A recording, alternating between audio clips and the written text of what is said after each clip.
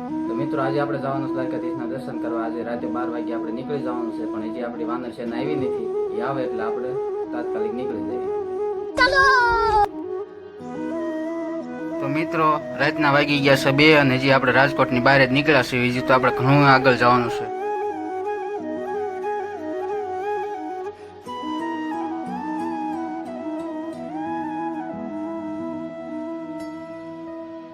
આ માહોલ જોવો મિત્રો, તમે આ જોઈ શકો છો। આ દ્વારકા હાલીને જવા વાળા કેવી મોજ કરે છે, રમે છે।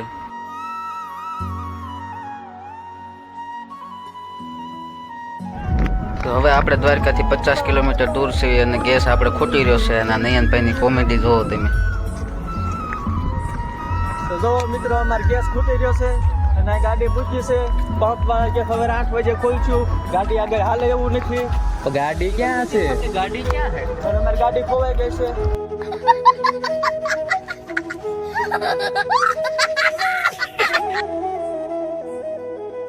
આપણે ગેસ ખોટી રહ્યો તો મિત્રો, અને ગેસ ભરવામાં સવાર પડી ગઈ હતી એમને એમ, કેમ કે ગેસ કાંઈ આવ્યો નહોતો। તો એના કારણે આપણે દ્વારકા પહોંચવામાં સવારે 8 વાગી ગયા અને આ પબ્લિક તમે જુઓ કેટલું હાલીને જાય છે।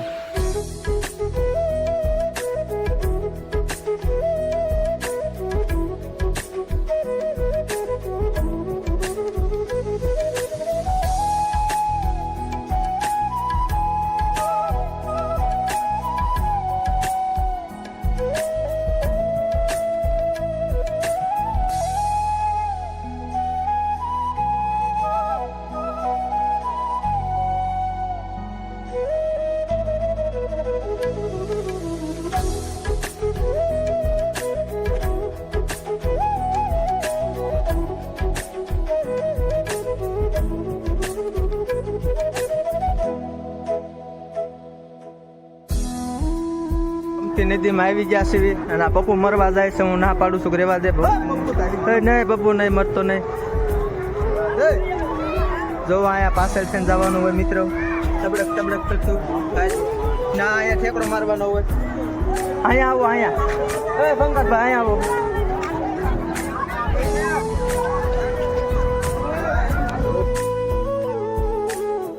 તો મિત્રો આપણે દ્વારકાધીશના દર્શન કરી ગોમતી ઘાટે આંટો મારી લીધો છે અને હવે આપણે જવાનું છે બેટ દ્વારકા।